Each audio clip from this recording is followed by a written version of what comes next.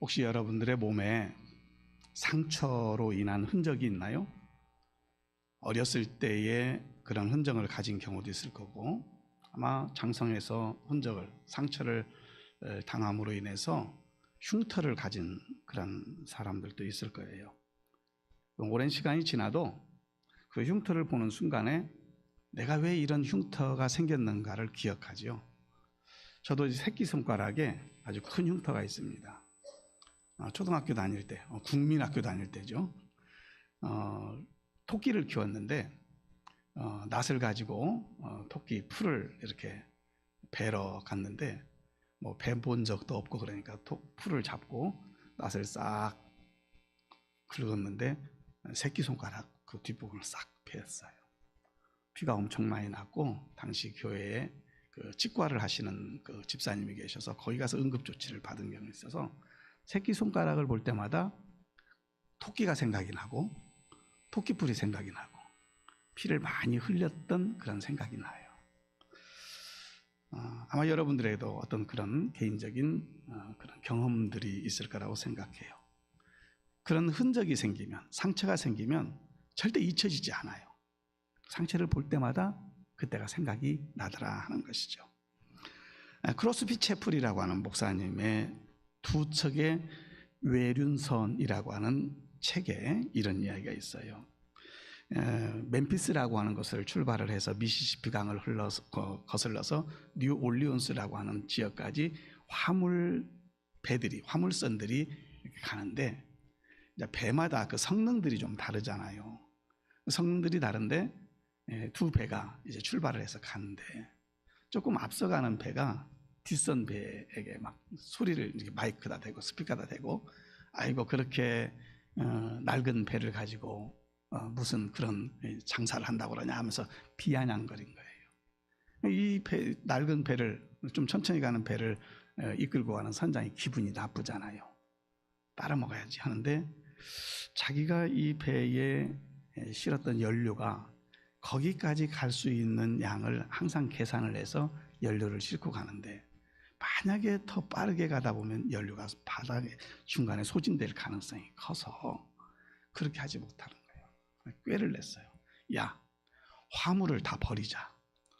화물을 싣고 가는 배가 화물을 버려서 배를 가볍게 한 다음에 저 앞서가는 배를 따라가자. 그렇게 지시를 하고 화물을 다 버렸어요. 배가 가벼워지니까 빠르게 속력을 낼 수가 있었던 거죠. 그리고 그 뉴올리언스 항구에 먼저 도착을 했어요. 도착을 했는데 배에는 화물이 하나도 없는 거예요. 이 이야기의 내용은 이렇습니다. 목적을 잃어버리면 아무리 1등을 한다 한들 의미가 없다 하는 이야기예요. 우리가 이 세상을 살아가면서 어떤 목적을 가지고 살아가느냐 하는 거예요.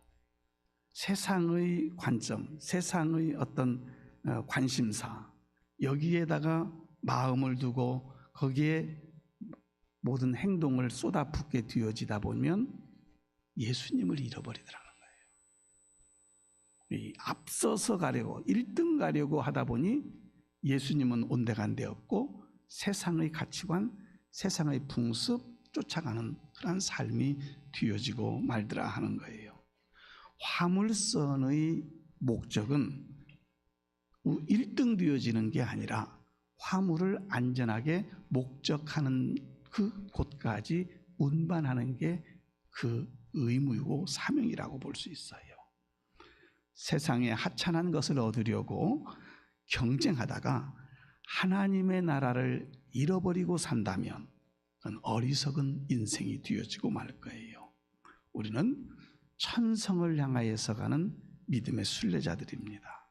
그러기에 오늘 이 시대를 살아갈 때에 하나님의 사람으로 살아가야 될 줄로 믿습니다. 내 안에 간직한 믿음, 주님께서 주신 사명, 그리고 하나님의 나라에 대한 소망, 그리고 하나님의 나라에 이르렀을 때에 주님께서 씌워줄 면류관, 이것을 소망하면서 오늘을 살아가게 될 때에 오늘 우리는 예수의 흔적을 가진 자로 살아낼 수 있는 거예요. 오늘 그 예수의 흔적은 매우 값진 흔적이 되어지는 것입니다. 그러면 우리 성도들이 어떤 모습으로 예수의 흔적을 가지고 살아갈 수 있을까? 첫 번째로는 예수님의 십자가 사랑의 흔적을 가지시기를 바랍니다. 오늘 본문 17절 하반절에 있는 말씀을 보면 내가 내 몸에 예수의 흔적을 지니고 있노라 이렇게 말씀하고 있어요. 흔적이라는 원어는 스티그마라고 하는 말이에요. 이것은 낙인을 찍는다는 뜻이에요. 그래서 짐승에게 낙인을 찍어서 불에 달군 어떤 표식, 자기 집만의 표식이 있어서 그 표식을 불에 달궈서 때로는 엉덩이에다가 때로는 어떤 부분에다가 찍는 거죠. 그러면 그 표식이 찍혀짐으로 인해서 거기는 털이 더 이상 나지 않아서 그 짐승이 어디에 있든지 소유권이 확실히 되어지는 거예요. 그걸 낙인이라고 이야기합니다. 근데 별로 이 낙인이라고 하는 이 표식, 근데 이게 성경에도 있어요.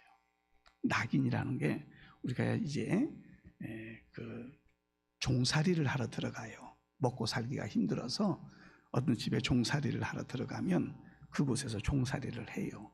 7년이 되게 되면 종살이에서 해방이 되어지는데 그 사이에 주인께서 너 이 여자하고 살아 해서 가정을 이루어 줬어요. 근데 거기서 아이도 낳았어요. 그런데 7년이 되면 종살이 하던 사람이 노임을 받아요. 더 이상 종살이 하지 않아도 돼요. 그런데 문제는 뭐예요? 그 주인이 준 아내와 그 사이에서 난 아기는 주인에게 속한 거예요. 자기만 자유함을 얻을 수 있는 거예요. 그러니 이것은 어떻게 보면 이 한 가정이 파괴되어지는 상황인 것이잖아요. 그러다 보니 계속 살 수 있는 방안을 강구했어요. 그 종살이 하던 사람이 나 안 나가겠다. 나 평생도록 우리 가정, 아내와 자녀들과 함께 이 집에서 종살이하며 살겠다. 그렇게 결단을 하고 주인에게 이야기하면 주인이 그 종을 데리고 가요. 문에 있는 거야. 그리고 귀에다가 구멍을 뚫어요. 그리고 거기다가 고리를 만들어 놓아요. 귀에 고리가 있는 남자는 종이 평생 종으로 살겠다라고 하는 표식이에요. 이게 성경에 나와 있는 이야기예요. 흔적이잖아요. 그래서 그 사람은 어디 가도 저 사람은 아무 집 누군네 집에 평생 종이구나 이런 인식을 가질 수밖에 없었던 거죠. 역사적으로 보아도요, 죄수들에게 그렇게 표식을 댄 경우도 있고요, 낙인이지요. 또 전쟁에서 포로된 자들에게 그런 표식을 내기도 하고요. 때로는 어떤 군대, 오늘 같은 군대 조직은 아니지만 군인으로 어떤 일을 해야 되는데 탈영을 하면 그 탈영병을 잡아다가 표식을 줬어요. 그렇게 해서 뭔가 구별되게 하는 그러한 모습인데 결코 이 낙인이라고 하는 것이 긍정적인 표현이 아니라 부정적인 면에서 사용되어졌던 것이 낙인이에요. 스티그마, 흔적이라고 오늘 본문에 기록된 단어인 것입니다. 그러니까 이것은 부끄러운 것이지요. 그런데 사도 바울은 이 세상적으로 부끄러운 말, 스티그마라고 하는 이 말을 자기가 사용하면서 내가 예수의 흔적을 가졌다, 예수의 낙인이 찍힌 사람이다, 이렇게 이야기를 하고 있는 거예요. 자, 그런 모습을 보면서 바울이 부끄러운 모습으로 그 말을 했을까요? 그렇지 않아요. 바울은 예수의 흔적을 가진 이것이 너무나도 자랑스러운 거예요. 자랑하듯 이렇게 말을 하는 거예요. 왜요? 왜 자랑할 수 있을까요? 예수님의 십자가의 그 사랑이 너무 큰 거예요. 너무 크다 보니까 그 흔적을 가진 것이 너무 자랑스러운 거예요.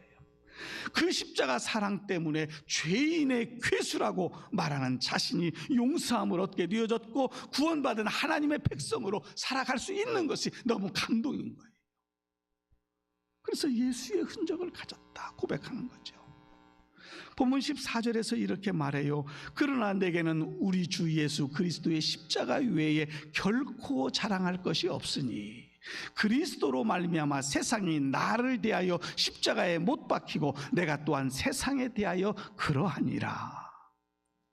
바울은 예수님께서 십자가에 못 박히신 것처럼 자신의 정과 욕심 그리고 옛사람을 다 십자가에 못 박았다 선언하고 있어요. 주님의 십자가의 사랑을 깨달은 이후에 세상적인 어떤 야망이나 세상적인 자랑거리나 세상적인 영광을 쫓아서 사는 것이 아니라 하나님의 영광을 드러내기를 위한 삶을 사는 것, 이것이 바울의 삶이었고 그 모습이 예수의 흔적을 가졌으므로 그렇게 살 수 있었다는 것이지요. 유대인들은요, 몸에 지닌 자랑스러운 흔적을 가지고 있었어요. 그것이 할례라고 하는 제도예요. 물론 남자들에게만 있는 거예요. 이 유대인들은 이 할례 받은 것을 하나님께서 선택하신 표식으로 알고 그걸 최고의 자랑으로 여겼어요. 남자아이가 나면은 8일 안에 할례를 행하여, 그래서 특별한 의식을 행하는 것을 볼 수가 있어요. 그래서 할례 받지 않는 사람하고는 상종도 하지 않았어요. 할례 받지 않은 사람들은 부정한 자이기 때문에 그랬어요. 그런데 그런 바울이 주님의 십자가의 사랑을 알게 된 이후에, 물론 자신도 유대인이기 때문에 할례를 받았어요. 근데 그 할례 별로 중요하지 않아요. 그래서 오늘 본문 15절 상반절에 가서 보면 할례나 무할례가 아무것도 아니로되 그랬어요. 할례 받은 거, 할례 받지 않은 거 아무것도 아니래요.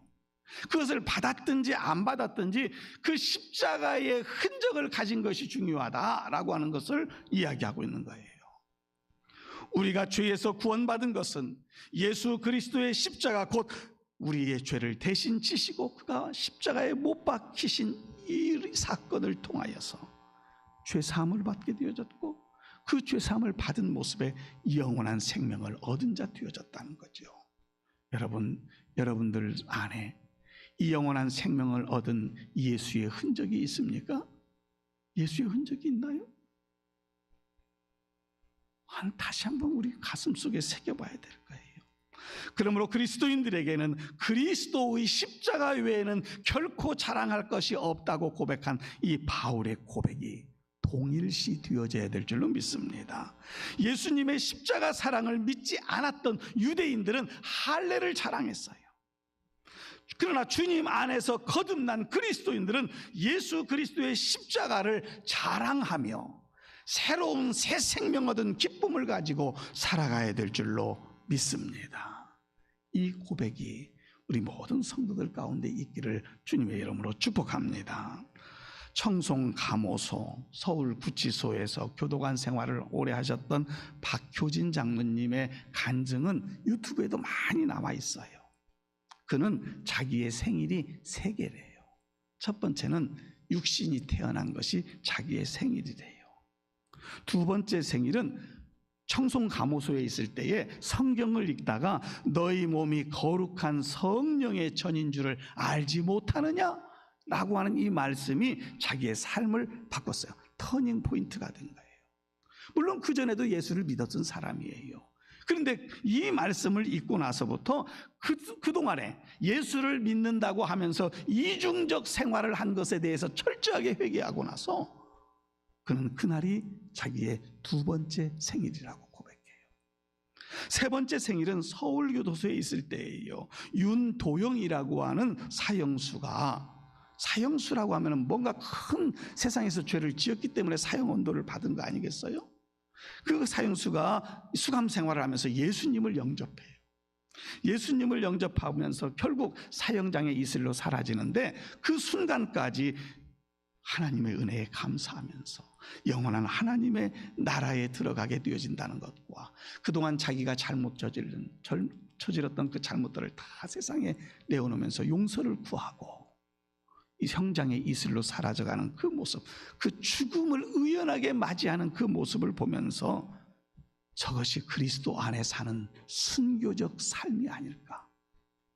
이런 고백을 가지면서 그것이 자기의 세 번째 생일이다. 순교자적 삶을 살아야겠다는 결단을 가진 거죠. 그렇습니다.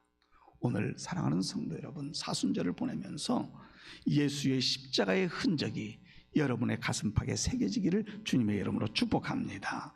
바로 이것이 매우 값진 흔적이 되어지는 거예요.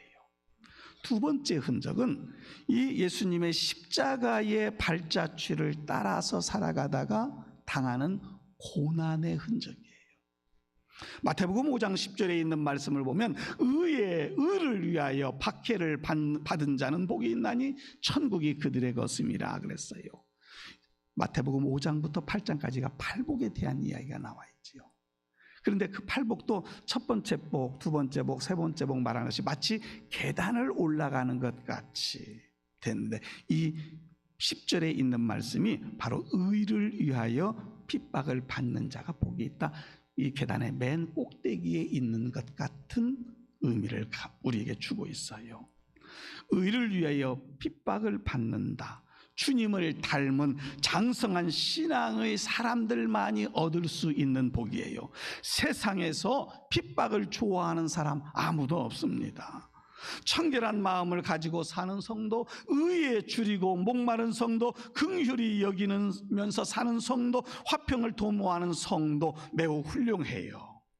그러나 주와 복음을 위해서 고난을 택한다라고 하는 것에는 머뭇거릴 수밖에 없을 거예요. 왜요? 고난을 좋아할 사람은 없기 때문이지요. 그러나 주님의 큰 은혜를 받은 자는 기꺼이 어떠한 고난의 길이라 할지라도 걸어가요. 바울 사도가 그 길을 걸어갔던 것처럼 당장은 힘들고 어렵지만은 그 뒤에 있을 영원한 하나님의 나라의 상급을 바라보면서 그것을 믿음으로 고백하기 때문에 지금 감당해 가는 거예요.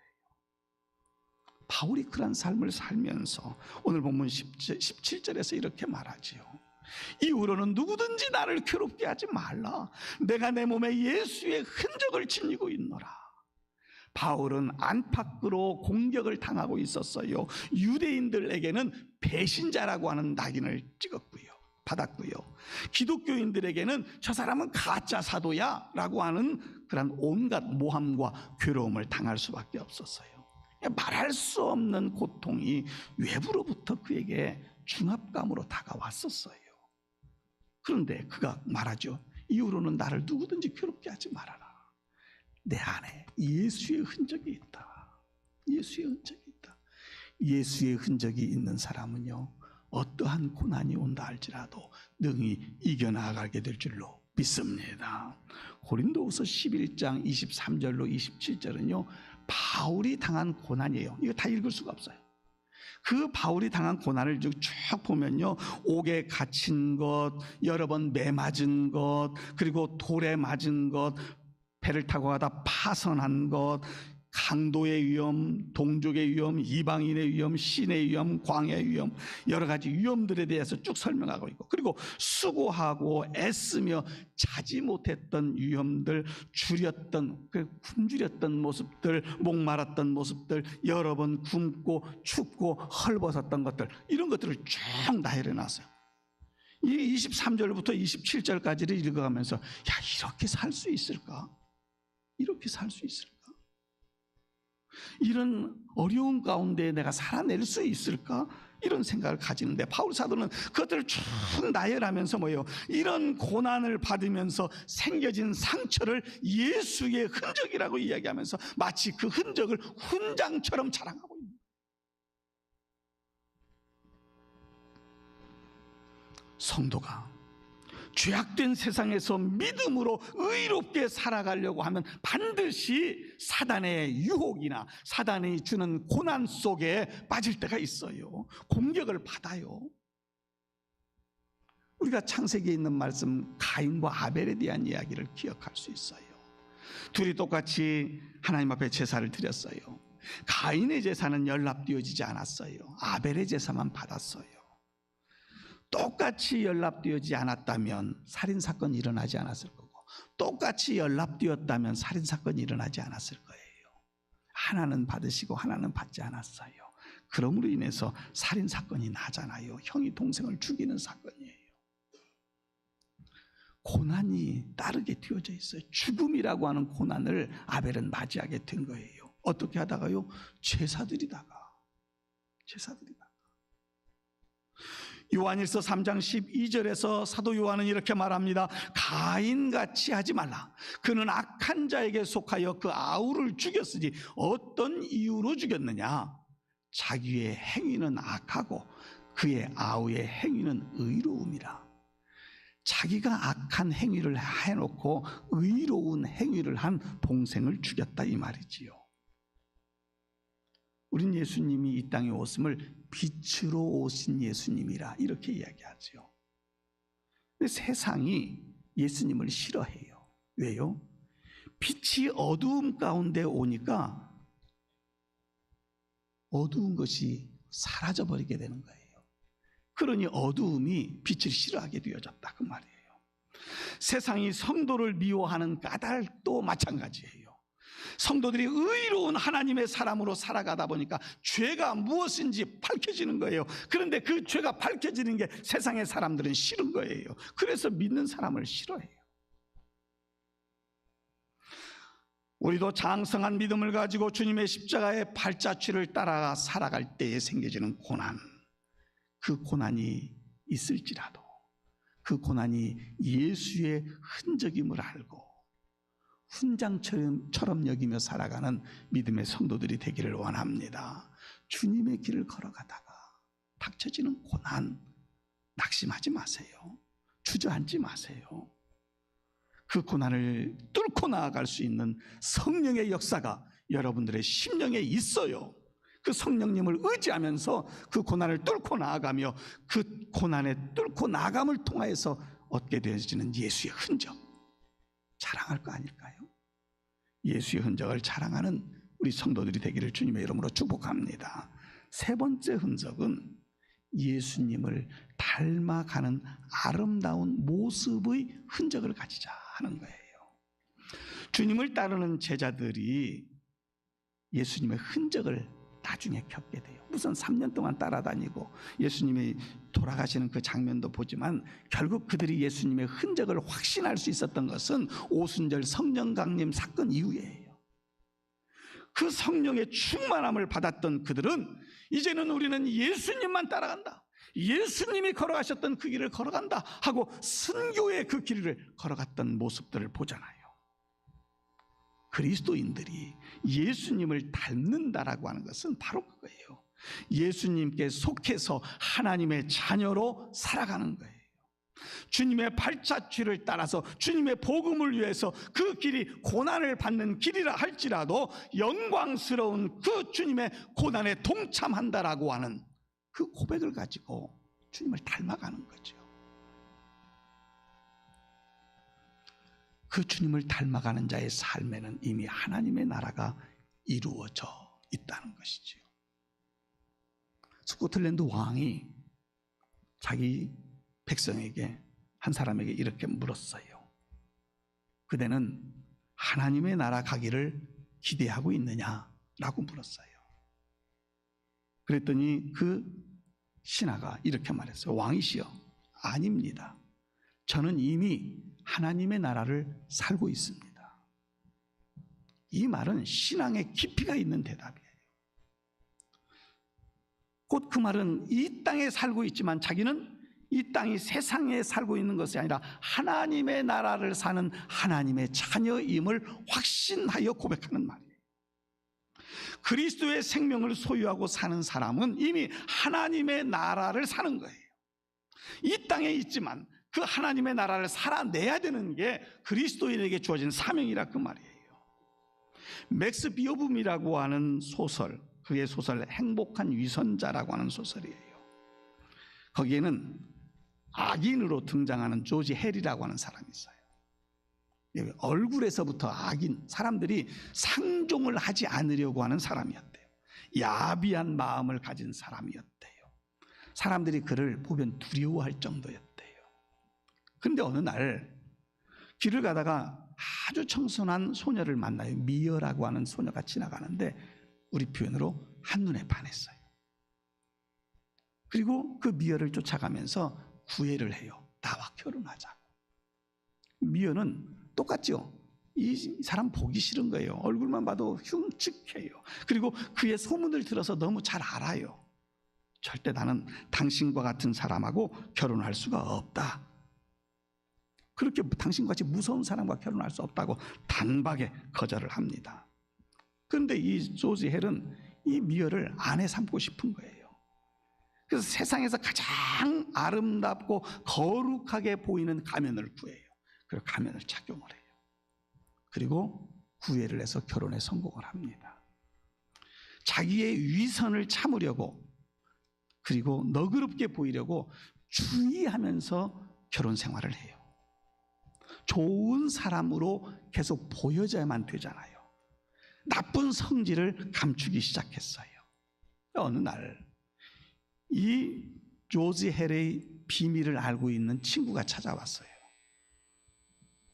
헬, 그리고 그의 가면을 확 벗겨버렸어요. 그의 부인 미어가 어떻게 생각했을까요? 그런데 이 친구가 깜짝 놀랐어요. 옛날에 보았던 자기 친구의 얼굴이 아니었다는 거예요. 어느 순간에 너무나도 부드러운 얼굴을 가진 사람으로 바꿔져 있었다. 여러분, 소설이에요. 너무 이렇게 몰입해서 들었을 필요 없어요. 소설이에요. 이 소설이 주는 의미는 뭘까요? 그것은 무엇을 닮으려고 하면 그렇게 되어진다는 것을 이야기하는 거죠. 여러분, 예수님을 닮으려는 마음을 가지시기를 바랍니다. 주님 닮기를 원하는 마음이에요. 그러려고 하면 나의 욕심도 다 십자가에 내려놓아야 돼요.